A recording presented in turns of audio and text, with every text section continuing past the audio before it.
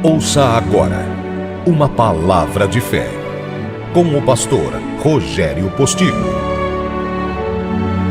Hoje eu quero falar com você de um texto que saltou aos meus olhos, chamou a minha atenção e eu acho que vai fazer bem para você essa palavra. Salmo de número 27. Quem tiver a sua Bíblia, gostaria que você abrisse. E se você não tem uma Bíblia, procure adquirir uma. Você aqui da igreja, você de casa também. Porque a palavra de Deus, a Bíblia já diz no Salmo 119, no verso 105, ela é lâmpada para os nossos pés e ela é luz para o nosso caminho. Se a gente não tiver a palavra, como se a gente não tivesse lanterna no meio do escuro. Então a gente anda por aí na escuridão. Mas se tivermos essa lanterna, vamos chamar assim, que é a palavra de Deus, ela vai iluminar o nosso caminho. No Salmo 27, eu quero focar com você o versículo 5. Salmo 27, verso 5. Que ensina o que para nós? Vamos prestar atenção nessa palavra. Por quê? No dia da adversidade, me esconderá no seu pavilhão. Vamos ler junto mais uma vez? Vamos lá.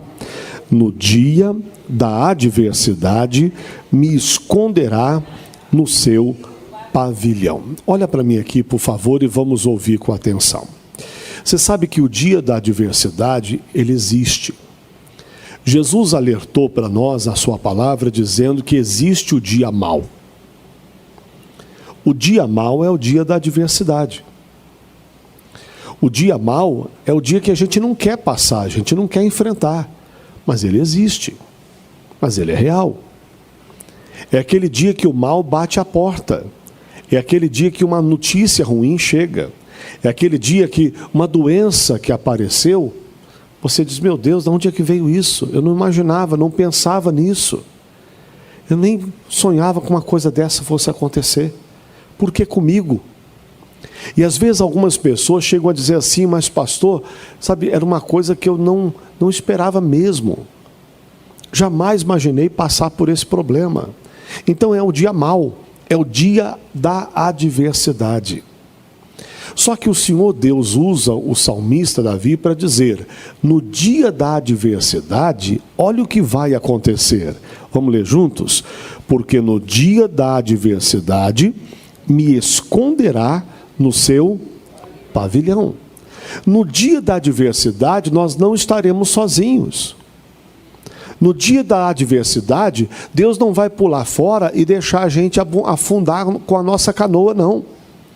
Ele vai nos pegar e vai nos esconder no seu pavilhão. Olha, falando de pavilhão, pavilhão é um negócio grande. Não é um negócio pequeno. Sinal que cabe todos nós lá dentro desse pavilhão, desse esconderijo de Deus, aonde o mal não vai nos alcançar, onde o mal não vai chegar a nossos pés. Nós precisamos crer de coração que o dia mau não é o dia da nossa derrota, o dia mau será o dia da nossa exaltação. O dia da adversidade é o dia da nossa exaltação.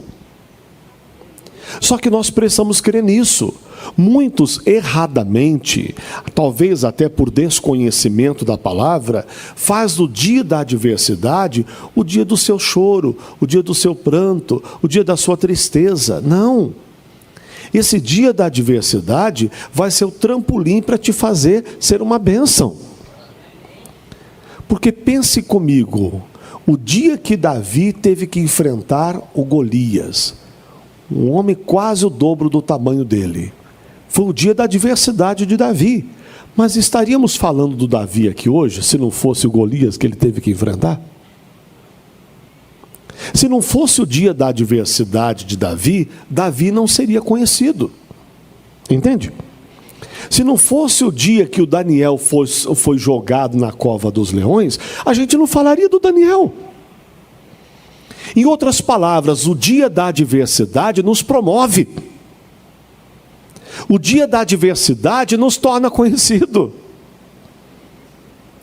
Tanto no mundo de Deus, no mundo natural, como no inferno.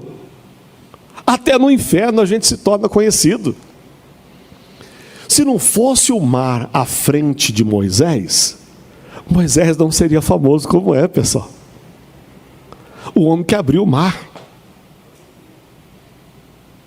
A realidade é que o dia da adversidade é o dia da nossa promoção, é o dia da nossa exaltação, é o dia de vivermos as maravilhas e os milagres de Deus.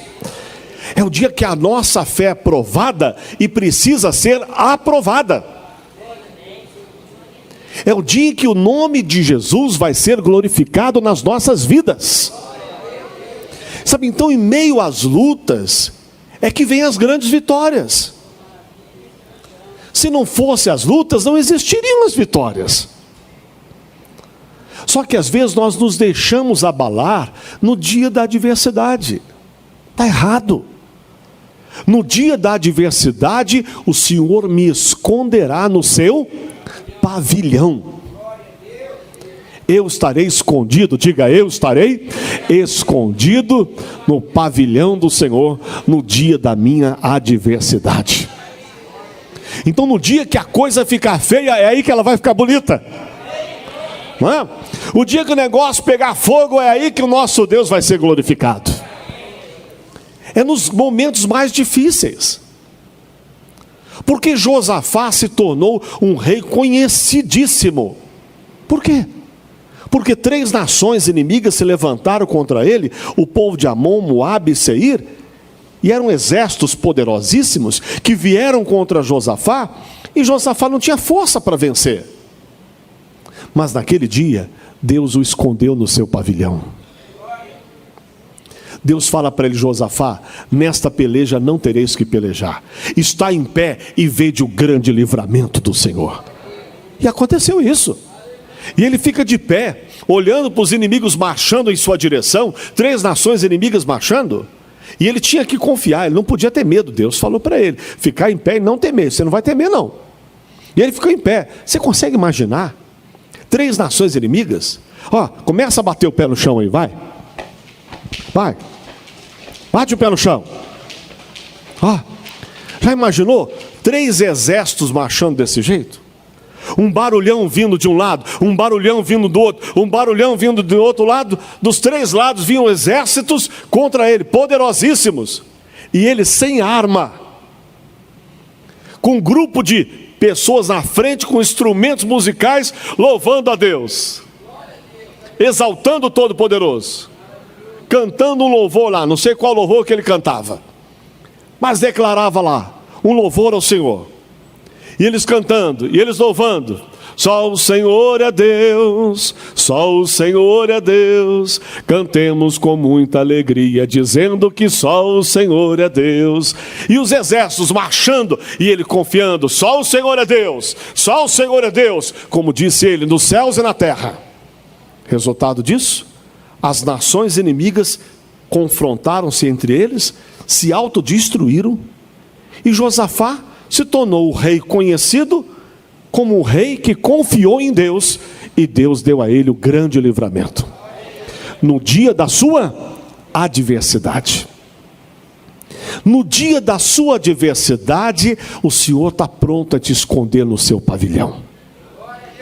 As pessoas olham muito no dia da adversidade para o problema que estão enfrentando, não para o resultado final. E esse é um erro que muitos cometem. Quando você olha para o problema que você está vivendo, você naturalmente vai se deixar abater por essa situação. Aquele problema mexe contigo, aquele problema tenta te abalar.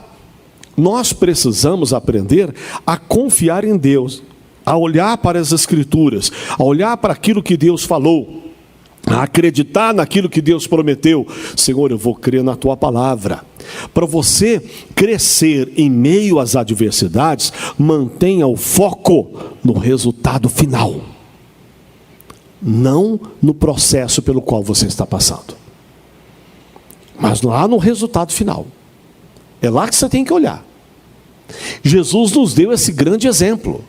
Veja o que diz a Bíblia lá no livro de Hebreus, capítulo 12. Vamos lá? Hebreus 12. Depois a gente volta para cá.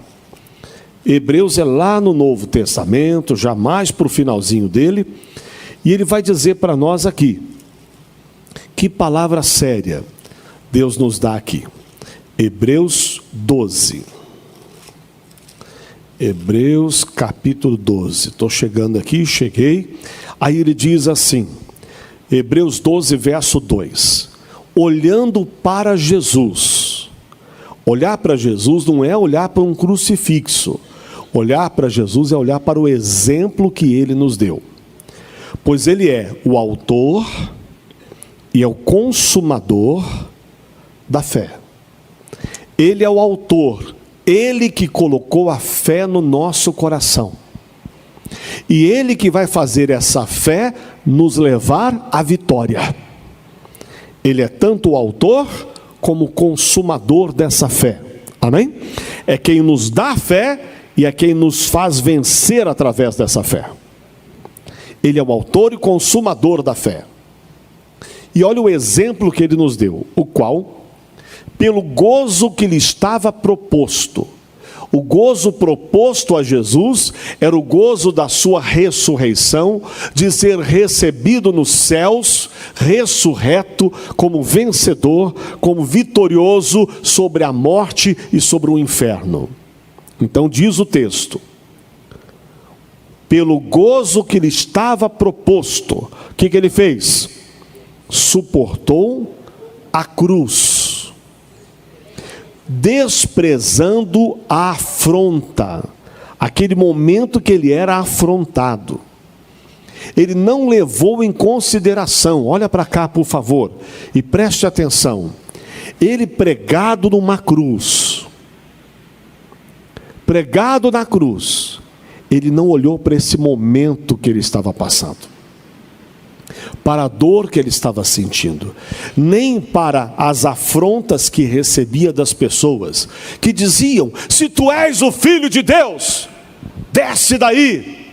Não, ele não olhava para isso, não considerava o que as pessoas falavam, não considerava o que os seus olhos viam, a sua própria criação, rebelando-se contra o próprio Criador. Mas ele olhava para o quê? Para o gozo que lhe estava proposto. Diga, eu tenho que olhar para o gozo que me é proposto. Ou seja, para o resultado final. Amém? Eu tenho que olhar para o resultado final. Eu não tenho que olhar para o processo. Eu tenho que olhar para o resultado final. É assim que as pessoas se tornam campeãs, vencedoras na vida. Elas não ficam olhando para o processo, elas olham para o resultado final. Cadê as mamães que nós temos aqui? Cadê as mamães? Pensa comigo, se a senhora ficasse olhando para o trabalho que dá, as dores de parto que se sente, os momentos difíceis que às vezes passa, pé inchado, não é? É, não é? Às vezes as estrias que cria na barriga, no peito, não é? Não é assim? Se ficasse olhando para as dificuldades que se tem durante todo um processo de gestação, que tem que passar pelo pré-natal, o risco que se corre, porque é uma cirurgia. Muitas passam por uma cirurgia. Algumas é parto normal, mas muitas não, é cesárea. Não é verdade? Não é? Pelos pontos que leva, a cicatriz que fica. Não é assim? É ou não é assim? Não é? Por toda a situação que vive. Para se ter um bebê, muitas diriam, estou fora. Mas quando elas olham para o resultado final, elas veem um bebê no braço de uma mulher, ela diz, eu quero ter o meu filho. Eu quero ter um bebê. Eu quero construir uma família. Então ela deixa de lado todo o processo e olha para o resultado final. Porque se olhasse para o processo, talvez ela desistisse dizendo, estou fora, quero não. Mas olha para o resultado final. Assim é a vida. Se você quer ver de fato um resultado, se você olha para um bolo já pronto, gostoso, saboroso, você olha para o resultado final. Mas as panelas para limpar? Hã? E a batedeira que vai ter que lavar? Não é? É ou não é?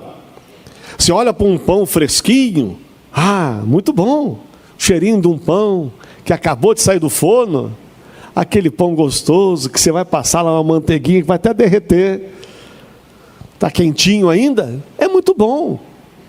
Mas e a farinha que sujou a pia, as vasilhas que vai ter que lavar, o trabalho que aquele negócio dá, até ficar pronto. Há um processo. Diga comigo, tudo tem um processo. Um processo até o resultado final. Para onde você está olhando? Você está olhando para o processo ou você vai olhar para o resultado final? Jesus diz que nós temos que olhar para Jesus. Olhar para Jesus não é olhar para um Cristo pregado numa cruz. Olhar para Jesus é olhar para o exemplo que Jesus nos deu. E qual foi o exemplo que ele nos deu? Ele, quando enfrentou a cruz, não olhou para o processo, olhou para o resultado final, para o gozo que lhe estava proposto. Para isto ele olhou. E porque ele olhava para o gozo que lhe estava proposto, ele não desistiu no meio do caminho. Ele foi fiel até a morte, e morte de cruz. Porque ele sabia que o resultado final ia trazer eu e você para a presença de Deus. Que o resultado final é que o véu ia ser rasgado de alto a baixo, e que as pessoas que estavam longe de Deus poderiam chegar perto de Deus. Que os perdidos seriam salvos, que os doentes seriam curados, que os oprimidos seriam libertos, que a humanidade poderia ser salva. Ele olhava para o gozo que lhe estava proposto. Ele olhava para aquilo que João viu no Apocalipse, na visão que Deus deu a ele, multidões e multidões e multidões, todos adorando ao Senhor, glorificando a Deus. Ele olhava para o resultado final, porque o processo não era fácil. O processo foi difícil. Quando a gente vê um testemunho, a gente só enxerga o resultado final. Estava com câncer, lembra? Quem viu aquele testemunho da mulher com câncer na língua? Quem viu? Você viu? Bravo, né? Um negócio horroroso na língua dela, não é isso? O doutor diz que vai ter que cortar 60%. Nunca mais vai poder comer. Nunca mais vai sentir gosto de alimento. Vai ter que se alimentar por sonda por resto da vida. Nunca mais vai falar. Olha a situação. E passar por esse processo todo. Foi fácil? Você acha que foi fácil? Não. A gente vê o testemunho e a gente só aplaude. A gente só aplaude. Oh, glória a Deus. Aleluia. Que bonito. Que tremendo. Agora a língua da mulher não tem mais ferida nenhuma. Não precisou cortar 1 centímetro sequer. Foi curada. Olhar para isso é maravilhoso. A gente aplaude. Mas só ela sabe o que ela passou, não é? Só ela sabe o que ela passou. Só ela teve que lidar com as notícias. Só ela teve que lidar com o problema. Só ela teve que ousar acreditar, mesmo quando ela olhava no espelho e via aquele buraco horroroso na língua dela. Só ela sabe o que ela passou, que não conseguia falar. Só ela sabe o que ela passou, porque não tinha como se alimentar. Só ela sabe o momento difícil que ela viveu. E mesmo diante das notícias péssimas que tinha, ela tinha a palavra de Deus como uma boa notícia. Ou ela se escondia no pavilhão do Senhor, ou ela se entregava às notícias ruins que ela vinha recebendo. Ela preferiu confiar em Deus e se esconder no pavilhão do Senhor, no dia da sua adversidade. O resultado, nós conhecemos, quem já assistiu o testemunho, a língua da mulher não tem mais nada. A amputação que o doutor falou que ia fazer, não precisou fazer. Ela foi curada. A família toda que estava desviada voltou para Jesus. Os filhos todos voltaram para Deus. A família hoje está toda na Igreja da Graça servindo a Jesus. Olha o resultado final. olha a coroa, olha o troféu levantado no alto. O dia da adversidade é o dia da sua promoção. É o dia de você ser promovido. É o dia de você ousar acreditar em Deus e olhar para o exemplo que Jesus nos deu, olhando para o resultado final, para o gozo que lhe estava proposto. Por isso ele desprezou a afronta, e o que mais ele fez? O versículo diz aqui, Hebreus 12, verso 2: pelo gozo que lhe estava proposto, suportou a cruz, desprezando a afronta, e assentou-se à destra do trono de Deus. Conseguiu alcançar o resultado final, o gozo que lhe estava proposto. Foi exaltado pelo Pai, ressuscitou dentre os mortos e foi assentado à direita de Deus Pai. Eu fico pensando, quando Jesus entrou no céu ressuscitado, pessoal, os anjos de Deus no céu fazendo festa, o diabo foi derrotado, e Jesus entra no céu com a chave na mão, a chave da morte e do inferno. Eu triunfei, venci, derrotei Satanás, e agora o mundo não está mais nas mãos do diabo, mas nas mãos do Deus Todo-Poderoso. Agora ele tem o poder de libertar alguém, curar alguém, abençoar vidas. Tudo porque Jesus ousou acreditar. Então o dia da sua adversidade será o dia da sua promoção. Amém? Esse é o dia que te diferencia das demais pessoas. Esse é o dia. O dia da adversidade vai fazer diferença entre você que crê e você que não crê. O dia da adversidade é o dia da prova. É o dia da prova da nossa fé. E essa prova tem que nos aprovar. Diz o texto de 1 de Pedro, capítulo 1, verso 7. O apóstolo Pedro vai dizer que esse dia da adversidade é o dia em que a nossa fé é apurada e torna-se como um ouro puro. A nossa fé se torna como um ouro puro. Essa fé, ela passa pelo fogo, como o ouro quando passa pelo fogo e tira-se as impurezas dele, e se tem um ouro puro.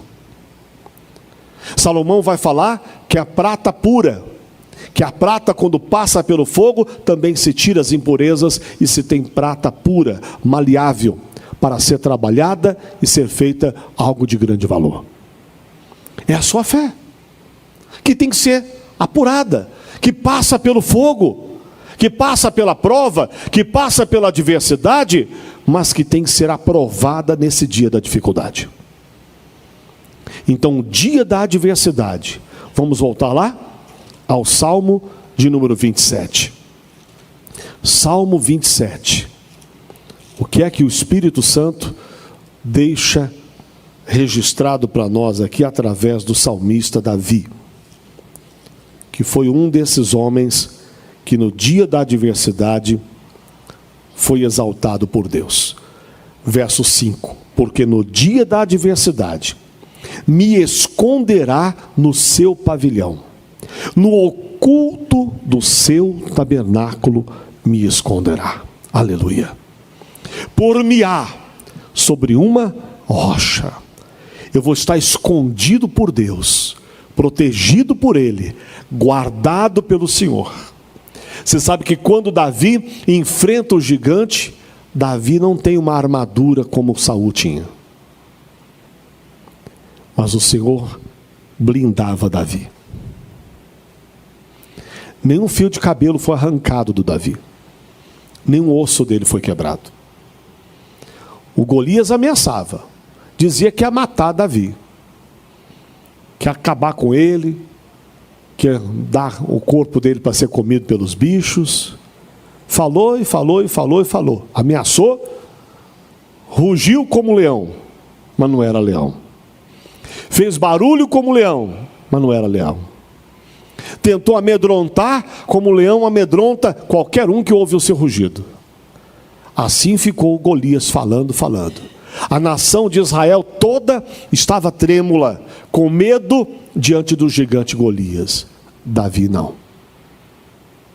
Davi dizia para ele: você vem contra mim com espada, com lança, com escudo, mas eu vou contra ti no nome do Senhor dos Exércitos. E venceu o gigante Golias, sem usar a espada, sem usar uma armadura, sem usar um escudo, mas sim usando a fé em nosso Deus Todo-Poderoso. E aí, pega uma pedra, atira e o gigante cai. Aí ele vai lá e pega a espada do gigante e corta a cabeça dele. E o grande Golias foi completamente derrotado. Amém, pessoal? Olha o que diz aqui o texto. Salmo 27, verso 6. Também a minha cabeça será exaltada sobre os meus inimigos que estão ao redor de mim. Davi se depara com o gigante à sua frente, com os filisteus, o exército todo pronto para atacar o povo de Deus. Davi enfrenta o gigante, derrota o gigante e derrota os filisteus todos. Aquele povo foi vencido, foi de fato humilhado. E quem foi exaltado? A cabeça de Davi foi exaltada. A cabeça do gigante foi cortada. A cabeça do Davi foi exaltada. No dia da sua adversidade, no dia do seu problema, no pior dia da sua vida, no dia mau, é o dia que você tem que ver Deus presente na sua vida. É o dia que Deus será glorificado na sua vida. É a hora que você vai mostrar o poder e a grandeza do Deus que nós servimos. Amém? Então guarde no seu coração. No dia da sua adversidade, este vai ser o dia da sua exaltação. Amém? Essa é a nossa fé. Não procuramos gigantes para derrubar não, pessoal. Mas se não fosse o gigante que ele derrubou, o Davi não seria conhecido como é. É a mesma coisa com a gente. Se você não derrubar os gigantes que aparecem na sua vida, você não vai ser exaltado como Deus quer te exaltar. Então enfrente o teu gigante, enfrente o teu desafio, enfrente o dia da sua adversidade de cabeça erguida, ousando acreditar que o Deus que guardou Davi e que exaltou a sua cabeça vai guardar você e vai exaltar a sua também. Amém? Você ouviu uma palavra de fé com o pastor Rogério Postigo. Siga nas redes sociais, Instagram, Facebook e YouTube, @pr.rogériopostigo e @IIGDBHMG.